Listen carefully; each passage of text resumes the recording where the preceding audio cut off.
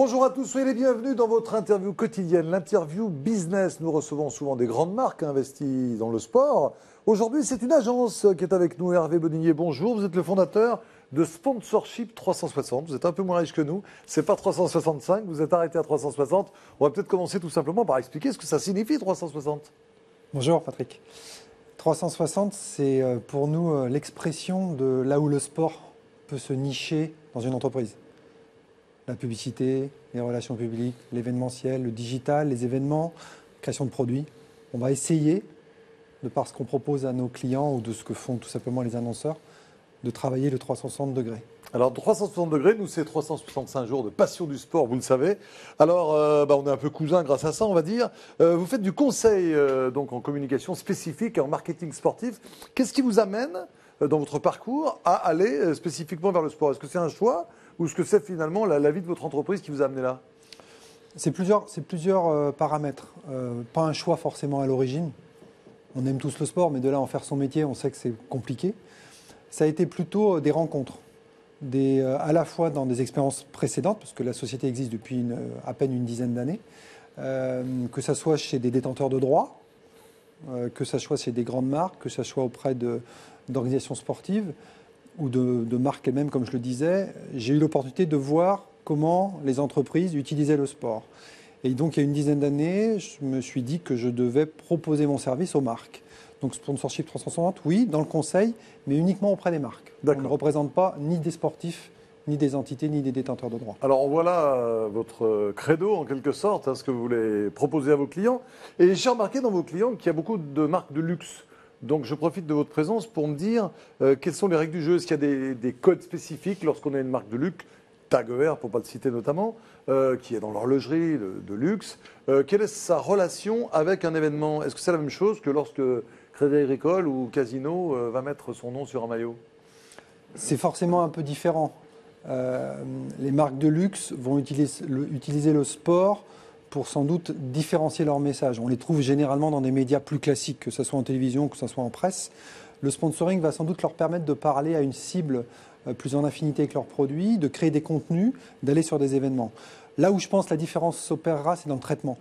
Quand ils vont investir dans le sport, quel que soit le sport, quel que soit le niveau dans lequel ils vont investir, c'est la façon dont ils vont s'exprimer qui fera la différence avec d'autres marques peut-être un peu plus mass consumer. Et quelles sont ces différences justement? Quel type de prise de parole? Quel type de communication?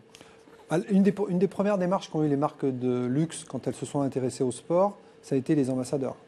Voilà, aujourd'hui, c'est souvent comme ça qu'on fait passer un message, que ce soit une marque horlogère, que ce soit une marque de champagne, que ce soit une marque de voiture, que ce soit une marque de vêtements, que ce soit une marque de cosmétiques, premium ou luxe, parce que peut-être luxe c'est peut-être un peu trop ultime, mais parlons premium en général. C'est vrai que la façon dont ils vont s'exprimer, la personne et les attributs de la personne sont souvent une très belle façon de le mettre en avant. Et comme je le disais, c'est une question d'exploitation, une question de mise en scène. Donc les événements auront toujours une petite chose en plus, quelque chose peut-être d'un petit peu plus chic. Une opération digitale sera toujours travaillée peut-être un peu mieux que par rapport à d'autres marques. Et les hommes choisis, les hommes pour relayer la marque, on choisira plus volontiers Federer qu'un jeune joueur de football. Bien sûr. Ensuite, le choix de la personne, son physique, souvent aussi, qui joue quand on porte un produit, mais également la façon dont la personne agit sur son univers, sa performance. C'est-à-dire que quand on est une marque de luxe et qu'on veut s'intéresser à un sportif, autant prendre un sportif performant parce qu'il y a une notion de leadership, il y a une notion de charisme naturel. Alors, vos relations maintenant, vous, agence, donc conseil en com et en marketing, vos relations avec les marques, lorsqu'on arrive avec les tickets de sport, comment on est perçu? Est-ce que c'est une niche très favorable parce qu'on a une expertise que les dirigeants ou que les agences n'ont pas toujours? Ou est-ce qu'au contraire, on dit le sport On essaye, nous, autant que faire se peut, d'avoir une vraie méthodologie quand on va aller recommander à un annonceur d'investir dans le sport. On a deux typologies de clients.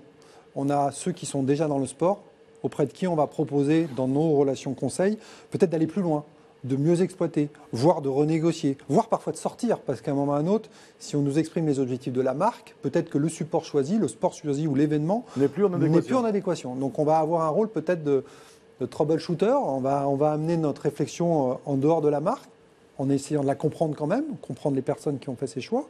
Ça, c'est une première typologie. L'autre typologie, ce sont des marques qui ne sont pas dans le sport, pour lesquelles on va avoir une démarche de leur trouver ou pas le bon sport. Et dans ce sport-là, la meilleure façon de s'exprimer.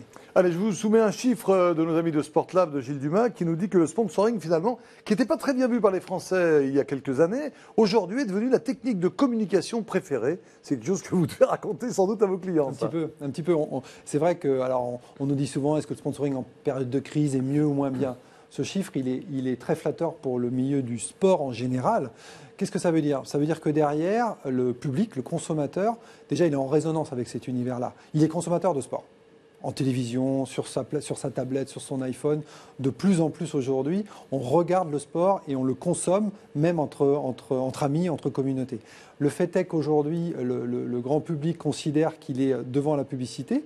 C'est parce qu'il le touche peut-être plus directement. Si les choses sont bien faites, la publicité devrait aussi retravailler ça derrière. Parce que la publicité, c'est l'un des éléments du sponsoring Certaines grandes sportif. marques d'équipementiers, notamment, l'ont réussi en faisant des publicités qui ont conquis pratiquement le cœur des Français. Merci Hervé Bodinier de nous avoir rendu visite. Je vous rappelle que vous êtes le fondateur de Sponsorship 360. Et nous, on se retrouve demain. Merci. Merci.